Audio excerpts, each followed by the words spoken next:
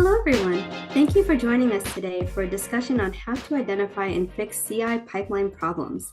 This is a lead dev webinar created in partnership with Harness. The webinar will last about 45 minutes, after which both myself and the panelists will head over to the lead dev Slack to answer questions in the technical strategy channel.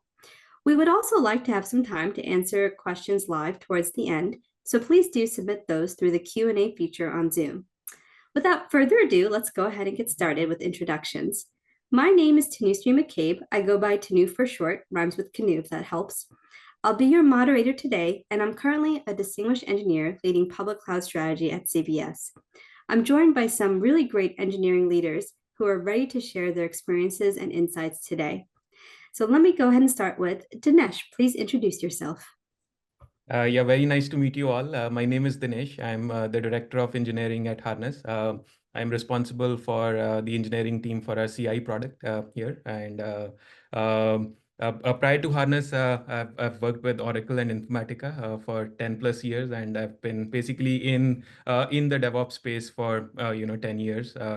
And with Informatica, I was the first engineer in the cloud platform team and kind of built out the cloud platform there. And when I was leaving, there's an interesting story. I told my team that I'll come back and work with you in a different capacity, where I'll come and sell Harness as a product to Informatica. We successfully did that a couple of years back, and they've been seeing a lot of success using Harness for their CI and CD. Outside of work, I really love to travel, and I'm based out of Bay Area in California. Awesome. Thank you for being here today, Dinesh. Mode, you're up next. Hi, thanks, Tanu, sorry. We just went over names and I just screwed it up again. Oh man, here we are. I'm a senior staff engineer at Slack. I've been there for close to 8 years. So engineering has 10x'd in the time that I've been there. Lots of things have happened. We went public, then we were acquired. And most of my time at the company has been spent working on really gritty, deep tech debt problems and or scaling issues. Sometimes they were this one and the same. And so I've seen the product grow and be able to support from anywhere from 60,000 users simultaneously using the same Slack team early on when I started in 2016 to now we can support 2 million in the same team all talking at the same time, which is pretty wild. And I wrote a book in 2020 called Refactoring at Scale, which talks about a lot of these issues and sort of how to solve them well within large teams, because that's actually probably the trickiest part. And it's not really the code. Turns out it's actually a big coordination effort. And I'm based out of New Hampshire. And outside of work, I mostly try to keep my 2.5-year-old child alive. That sounds very noble, Mode. For me,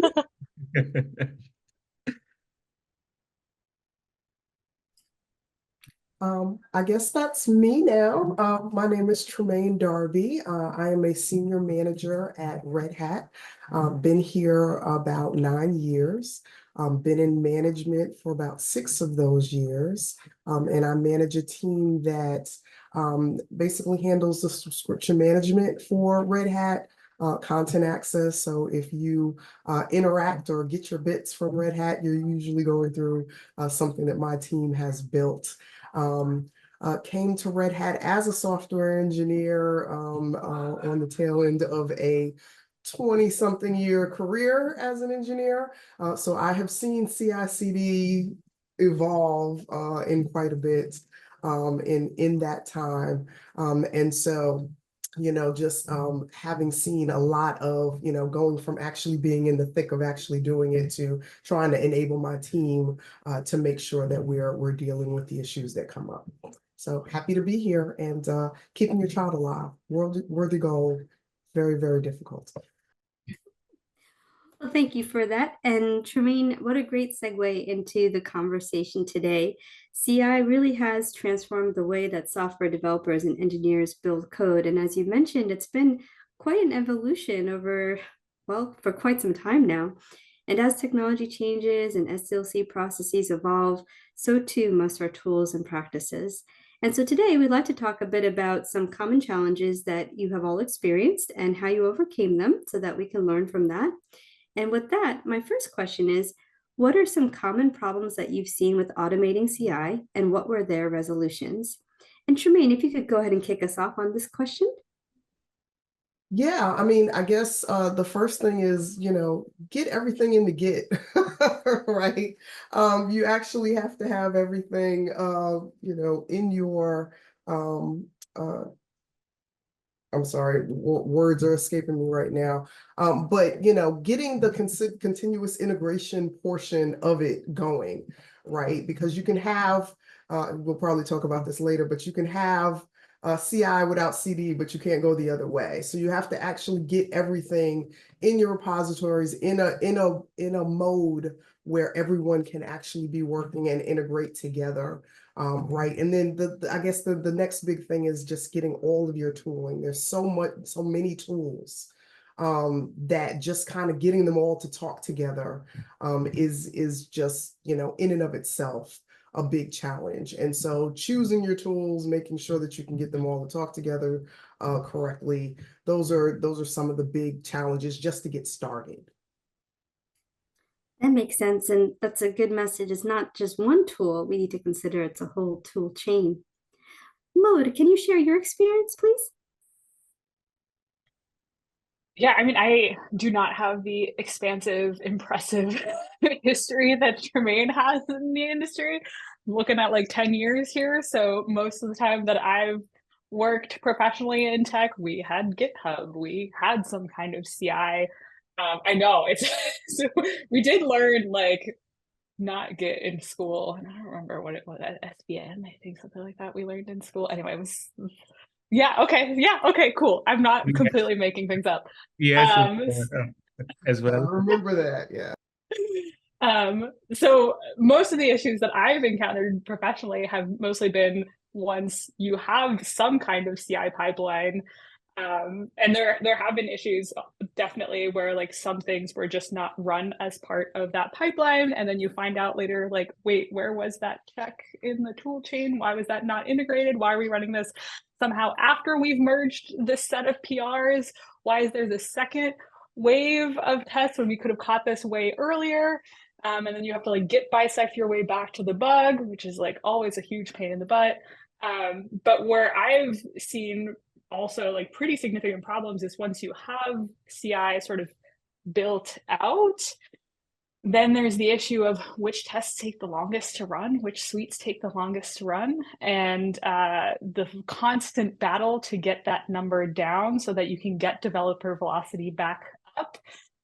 The number of times that this is very early on in the Slack's history, we had very few blocking CI checks. And I fought an uphill battle to add a few more that were not quite the slowest, but just a touch under the slowest, because that's how you get another test case in, is you just fly in under the radar. You're not the slowest. They're not going to come for you. So you have a little bit of wiggle room. But seeing just the conflate, like eventually you just get into a frenzy where like you get so good at building additional pieces into your CI automation that then it ends up taking however long sometimes. And we've had points in time where it just took an hour for everything to run, and that for us felt like an eternity, whereas before we were talking like a couple minutes for everything to run. And so we inevitably have these sort of pendulum shifts where we end up adding a bunch of stuff. It gives us all these great metrics. It gives us all these great insights. We feel very secure about the code that's going and getting merged into production. But then we have to sort of we reel things back a little bit and say like, okay, well, it can't take half an hour for all this stuff to run, however, and really pick and choose and be strategic about that.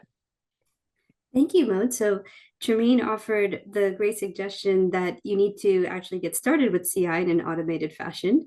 And then Maud offered, but you can easily get carried away with that integration part of continuous integration. And you do, in fact, have to be quite deliberate and strategic about what you integrate, understanding the impact that that integration has on the developer experience. Dinesh, how about you? Yeah, no, I think great points, first of all. And, being at Harness, I've worked with a lot of customers and have helped them through their journey of implementing CI. And I've kind of seen both sides of the spectrum. I've seen customers who do not manage config in Git at all, which is not a good thing to do, by the way, as Tremaine also mentioned. And I mean, even in this day and age, they were using Jenkins and running like CI pipelines manually from the UI, right? But I think first and foremost, to what Tremaine said, you have to make sure your CI is part of your Git repository itself, right? And then I think like once you've done that, the second thing that you really need to make sure of is that your PR checks are reliable. All the checks, especially the mandatory checks that are going in on your PRs, have to be high fidelity. You should not be wasting developers' time in just debugging these PR checks. So I think the way to achieve that is really, treat your pipelines as first-class code, follow proper release management strategy, test changes to your pipelines before you roll them out, right?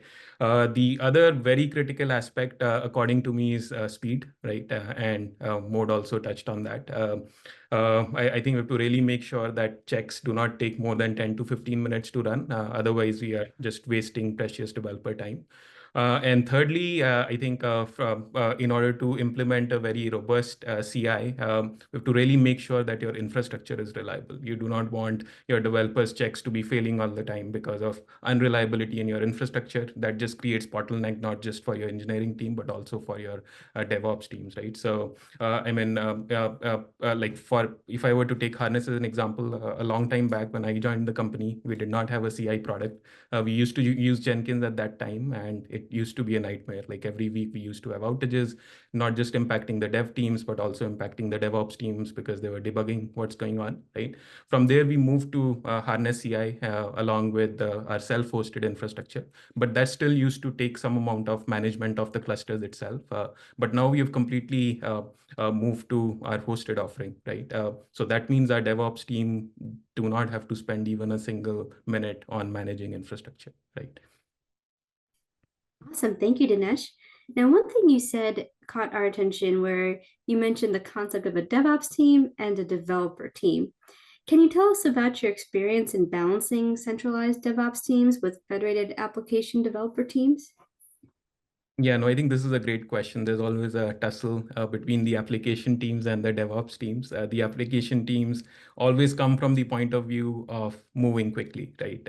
As developers, we want to see our code getting into production as soon as possible, as opposed to having to wait for a long time just for the security checks to pass or the validations from a governance standpoint to pass, right? Whereas from a DevOps team standpoint, you want to ensure standardization, right? You want to ensure governance. So are we building the code the right way, right? Are we measuring code coverage? Are we measuring security vulnerabilities and all of that?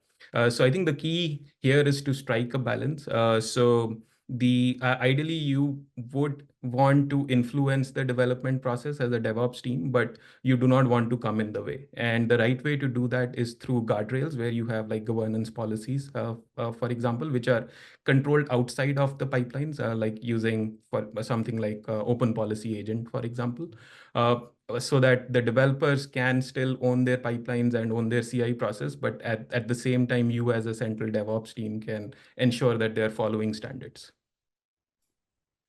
Awesome. And Maud, how about you? When you think about your experience, did you have any challenges achieving this balance? And if so, how did you overcome them? Yeah, it's interesting because it's changed so much, especially in the last couple of years as like Slack specifically has grown. Early on, it was a very much well, if you break it, then you better darn go figure out a way to go fix it. And yeah, we had like DevOps engineers who were sort of thinking about not just keeping like Slack.com running, but also some of our QA environments and some of our testing environments. But that was very much a very, very low priority on the totem pole, was keeping those environments running. And it took us a very, very long time to start actually investing in making those environments a lot more stable.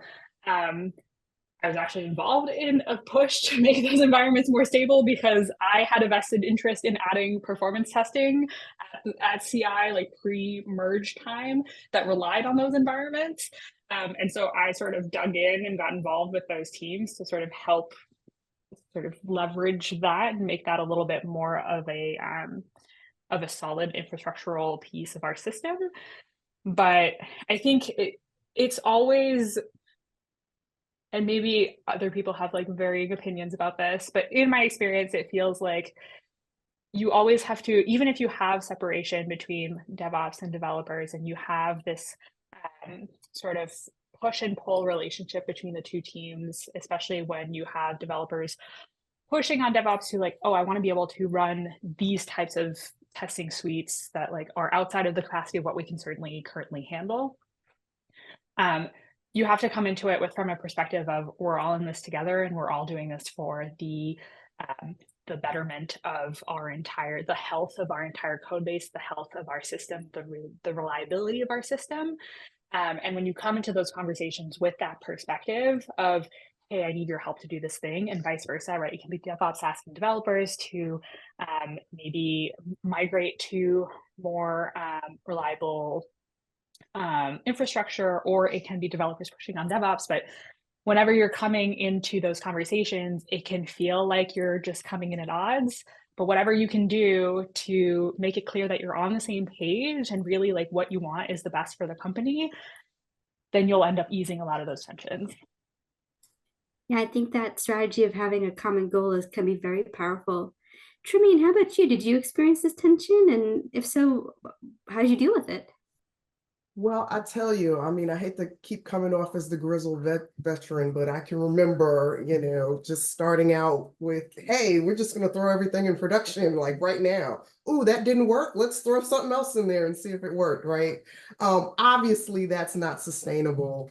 But then, when you shift the pendulum the other way and you have a platform team that doesn't want you to be able to touch anything, right? That's kind of not that's not going to work either, right? Because you need that flexibility. And so the thing that I've seen work the best is if the platform team has the mindset that the development team is their customer, right? And they are providing tools to enable their customer to do what it is that they need to do.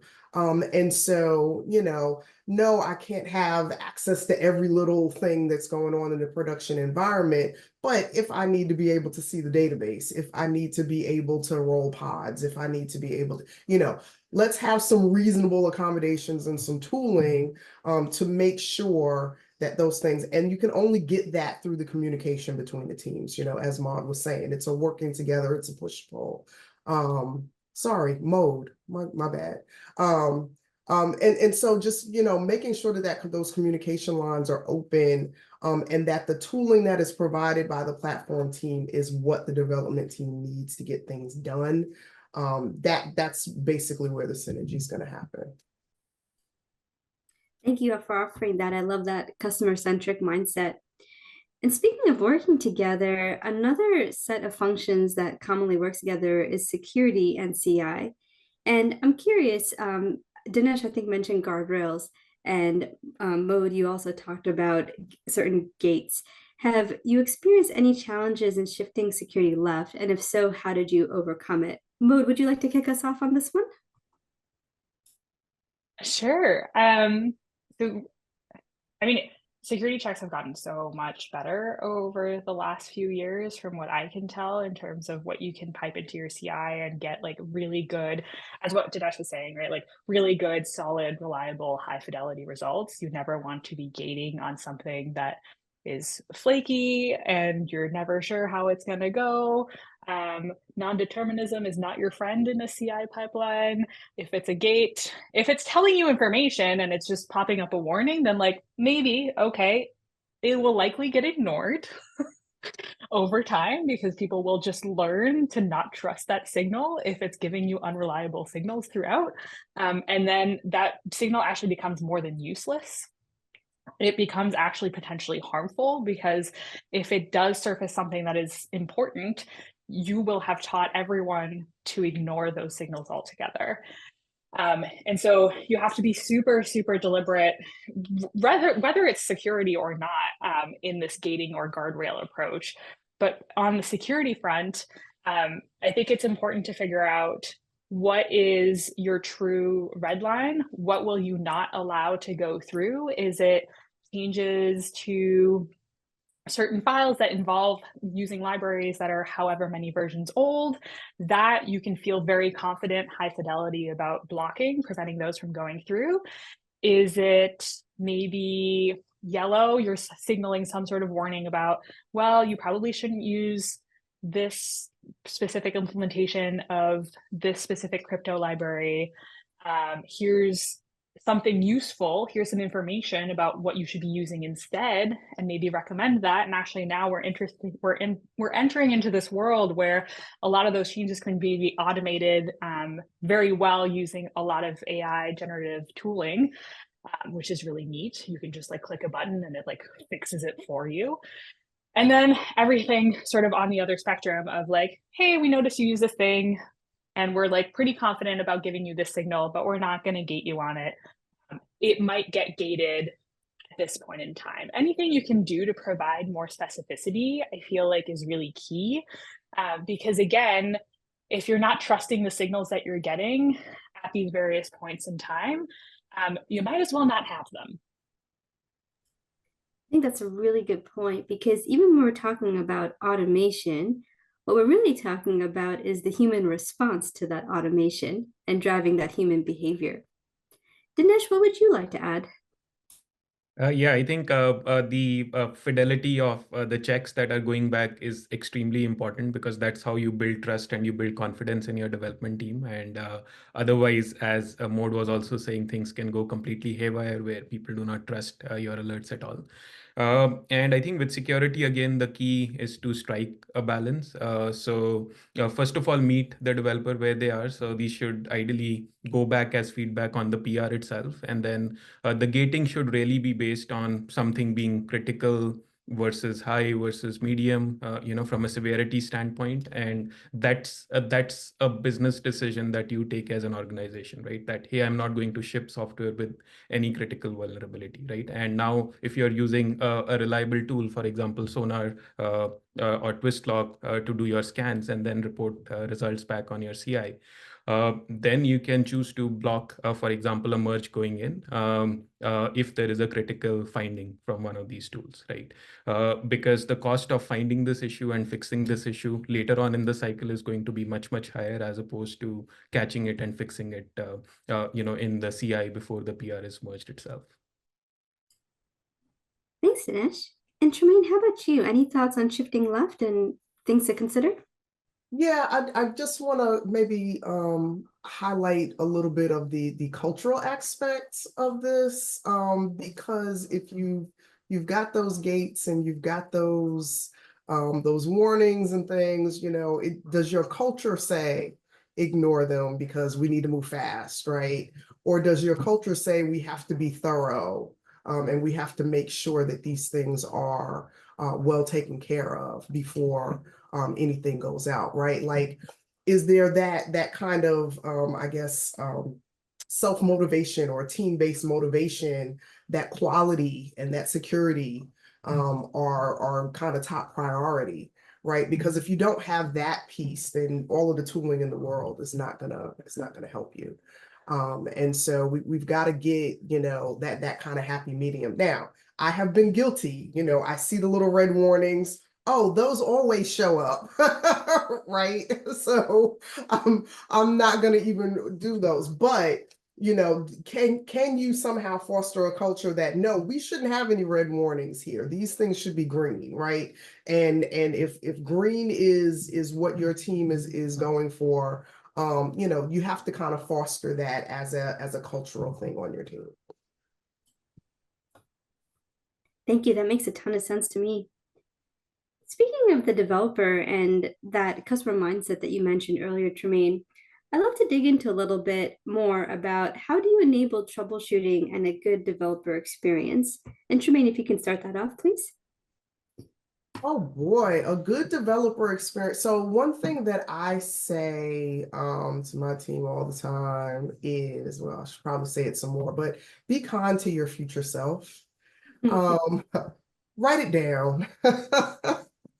Write it down. Make sure that you document, have the little notes in there about what's going on. A couple of things that my team has done recently. We've got a handbook that's it's really not a handbook, but it's really a Git repo where everybody throws in their, I encounter this all of the time. This is what this is how you fix it, right? Have those things easily accessible, just ways to do it, because things are going to happen. Things are not going to, go to plan all the time. And I think the main thing to realize is that, the pipeline is there to get the code out to prod, but you have to maintain the pipeline, right? The pipeline itself is software that has to be maintained. And so, make sure that you have all of the, I guess, tools or handbooks and things around you to make sure that you know what you're doing with that, because it can get out of hand real quick. That's right, Tremaine. That reminds me of a comment Dinesh made earlier. We talked about treat your pipeline as code and follow all those good coding best practices. Speaking of Dinesh, can you add your point of view on what would you consider for good developer experience? Yeah. I think first of all, I would like to re-emphasize this again. It's very important to meet the developers where they are, which is not actually the CI system. It's their Git repository, right? So basically, it could be GitHub or any other SCM provider. So any data from your CI should ideally flow back as information into the PR that the developer is creating itself, right? So that they can make the decision there and then, as opposed to now having to, for example, if there's like a test failure threshold breach, right? They should not be coming to the CI to check what's going on. Ideally, that information should be made available to them in their Git repo itself so that they can make the decision there, right? Likewise, I think one thing that has really helped us at Harness to improve efficiency, and it's a simple change where we let you re-trigger a failing check by adding a comment on your PR. Right. So imagine we running 20 checks, but out of them one failed. You should not have to again leave your GitHub, go to the CI to run that check again, or reopen your PR. Just add a comment and we will run that check again. Right.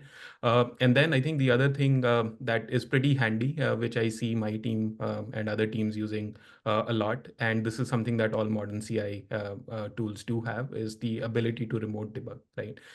So that eliminates the need of you having to rely on your infrastructure team to debug your CI pipelines, or relying on Harness or Circle CI, for example, to debug your pipelines. You are able to just remote debug your pipelines by yourself. Thank you, Dinesh. And Maud, can you add your point of view, please?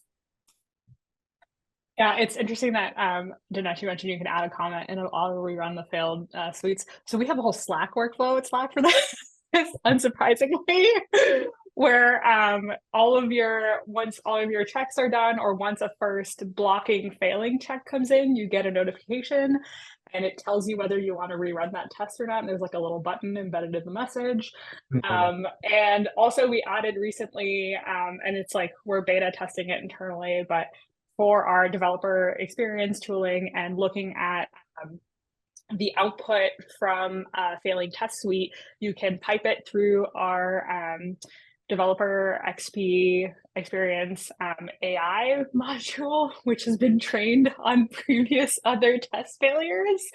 And it'll give you a suggestion as to whether it thinks this is a legitimate failure that's related to your PR, or if it's not, and then it'll give you some maybe you should just rerun, but it'll give you specific feedback about oh, of this wild console output that you could read all by yourself and try to figure out where the heck the error message is in this. It just tells you what the error message is, pulls it out, and then gives you some insights about how you could possibly fix it. I've loved using that tool. There's a couple people who wrote it internally, and I've given them feedback that it's the best thing ever. I mean, a lot of things are pretty slick, but that has made many people's working lives a lot better at Slack, from that perspective. But I mean, you can go any sort of direction if you have enough resourcing and people who are motivated to help you sort of build automation into these troubleshooting problems.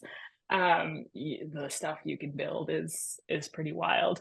But before any of this came out, my go-to, if I didn't know how to debug a specific like CI related problem, was copy paste whatever chunk of the error message seemed significant enough and search for it in Slack, because turns out when a lot of people at Slack are using Slack to debug things, you're probably going to find someone who ran into that same exact issue like a couple weeks ago, asked about it in a channel, debugged it, and then you can just click in the thread and read 20 messages down. Like, that's the command I have to run. Great, done, solved, can move on with my life.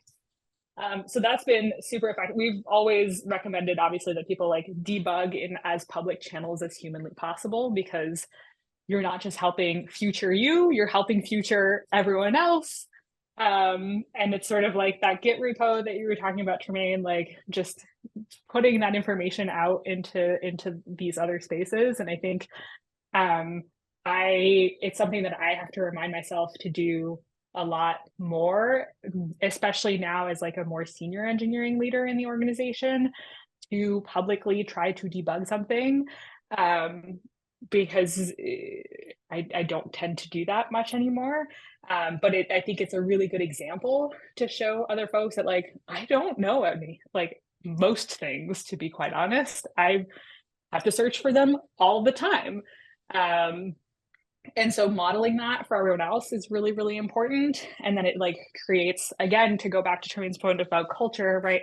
It creates a culture where like, you know, that you can ask questions and it's okay to get stuck on random things and not know how to troubleshoot them. Even like the senior most engineers at my company, like have problems that they get stuck debugging. Yeah. Yeah, no, I think it's amazing how Gen AI is kind of influencing some of these things. Yeah. Yeah, we also had a hackathon idea similar to what you described last year, which we ended up productizing, where you can pretty much click a button on your CI failure and it'll analyze the failure for you and give you a nice report on what's going on. And speaking of Gen AI, how do you think Gen AI could be incorporated in CI? Would you like to add to that, Dinesh? Oh yeah. I think there's just the and the amount of opportunities with Gen AI and CI are endless, right? Starting with the basics, as I think Maud also touched on beforehand. Like I would say that I mean we already have tools, but almost like a DevOps agent which runs side by side with you, right? Like a DevOps Copilot, which is fixing things for you, right? Like code smells, security vulnerabilities, styling issues, linting issues in your code, so that you as a developer do not have to worry about all of these things. You just worry about writing code, right? I mean, and then these agents would not only stop there, they would probably let you describe what you want from your CI in plain English and create fancy optimized pipelines for you that do the work, right?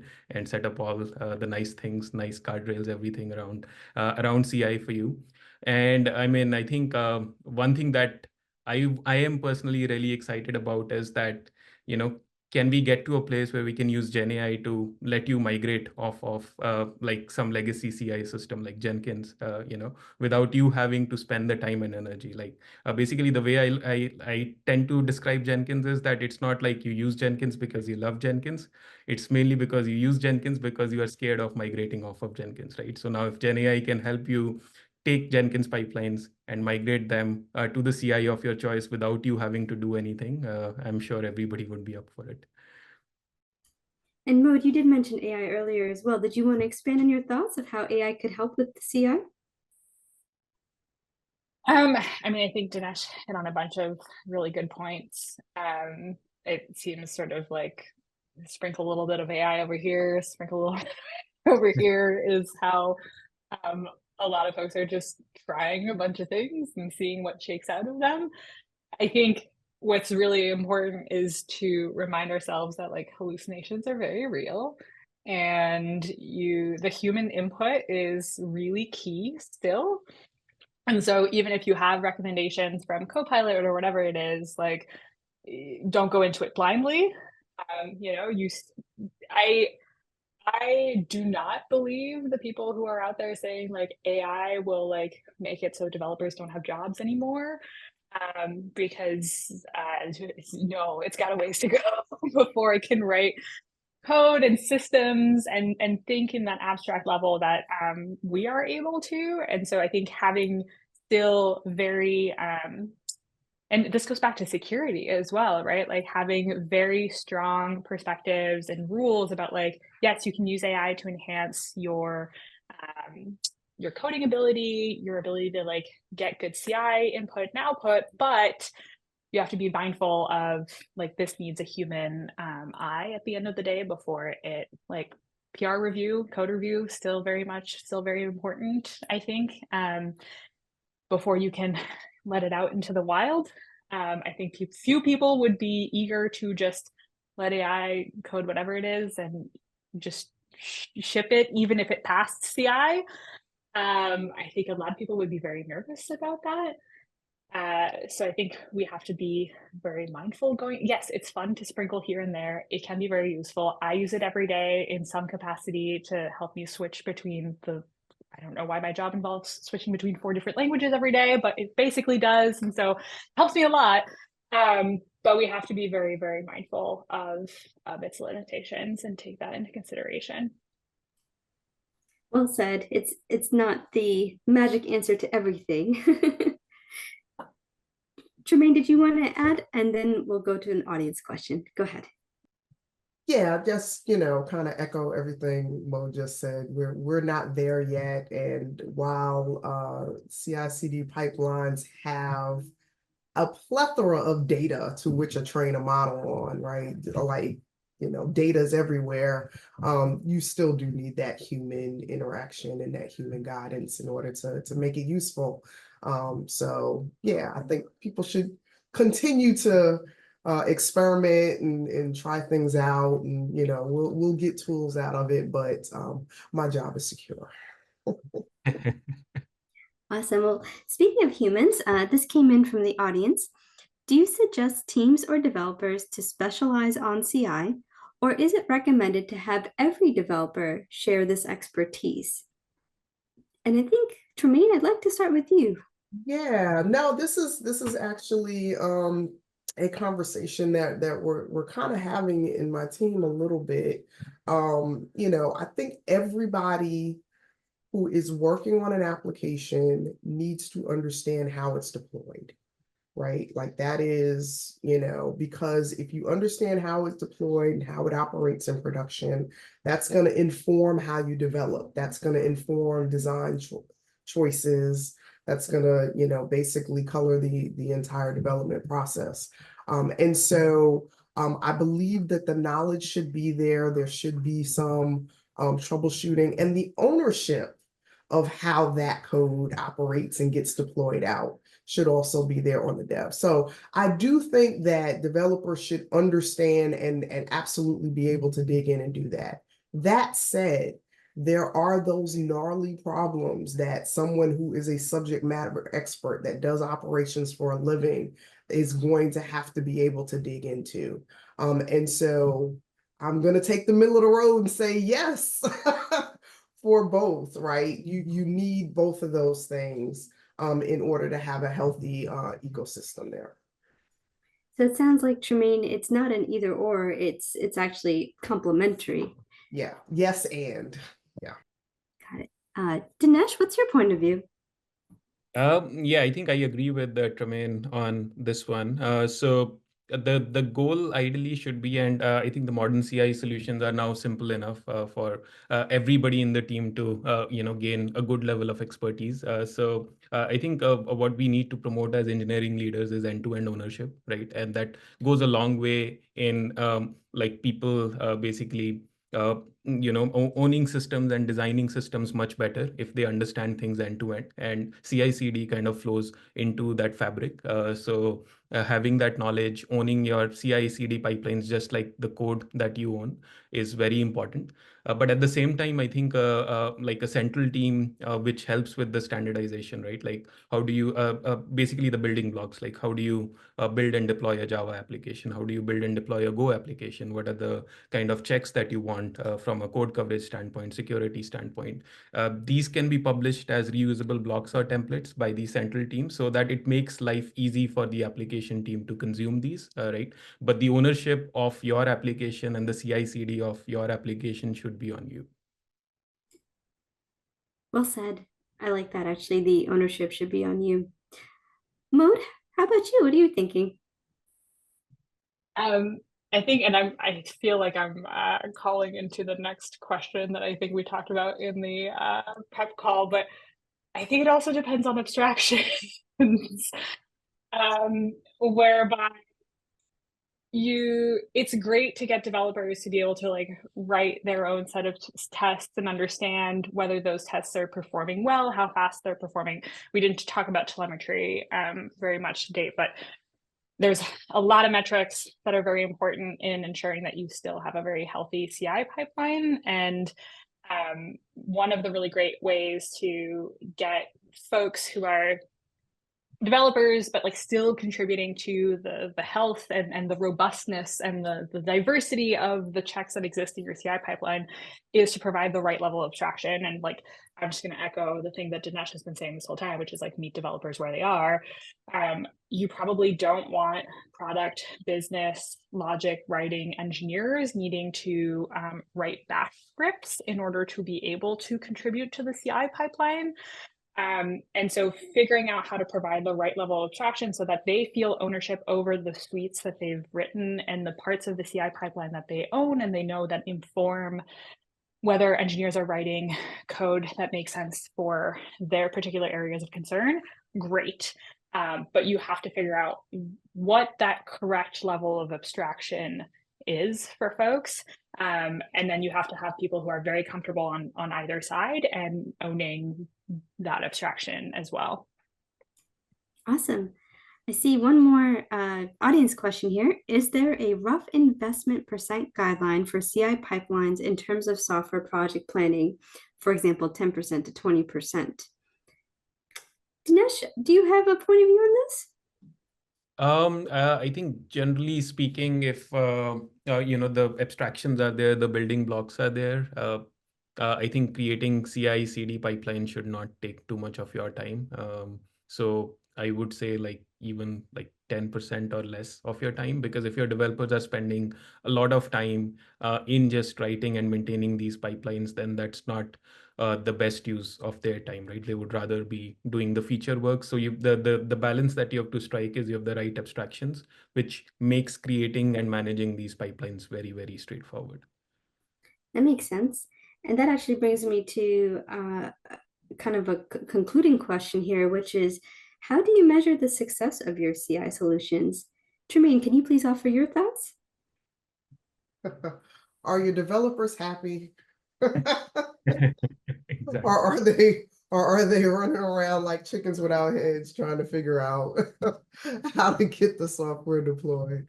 I mean, obviously, there are DORA metrics, and there's a whole bunch of dashboards and things that you can have on there just to, how often are you getting, deployment rate and all this other kind of stuff that you can actually get out there. But at the end of the day, does your pipeline do what it needs to do? Does it do it reliably? Does it do it without errors? Can you troubleshoot it, right? Like all of these things that feed into, is it maintainable or not? And, like Dinesh was just saying, you shouldn't be spending all of your time worrying about the pipeline, right? And so my success, rule of thumb is it just doing what it needs to do, running in the background without being the first thing that everybody's thinking about all the time? Because at the end of the day, you want the customer value. You don't want to be concentrating on the pipeline all the time. Maud, how about you? How do you measure success of CI solution? I would agree with plus everything Tremaine said. If you are able to forget about it in a good way, then I think you've achieved your goals. And also you're sure that like, you know, you're not letting a bunch of these problems through to production, et cetera. And if you start seeing a theme of that, then, you know, it's a constant sort of reinvestment cycle. But to go back to also what Dinesh was saying about like how much investment time you should be putting into this thing, like, I think if you're investing honestly any more than like 10% of your time into building a pipeline like this and maintaining it also and fixing issues that are coming up, again, like Jermaine was saying, like, is it well maintained? Troubleshooting, is it easy? Are you seeing lots of greens? Is it running quickly? Again, to Dinesh's point earlier, but if you're spending more than 10% investing in your CI pipeline, then you're low-key turning into a CI company. I mean, you're not, but like it turns sort of into like a build versus buy conversation where it's like, well, we're at this point where we spend so much time investing in this thing. Is it time to just call it, move on to something else? And again, echoing what Dinesh said, like, is it time to give up on Jenkins or Junkins, as I like to call it? Might be. Maybe you're spending too much time on it. Well, awesome. Well, speaking of time, we are actually at time of our session. So thank you all so much for all the good insights that you shared today. We'll be heading over now to the Lead Dev Slack in the Technical Strategy channel. So please head there to continue the discussion. We will go and answer the final question that came in that we did not get to answer live today. Thank you so much for joining, everyone, and we hope to see you next time.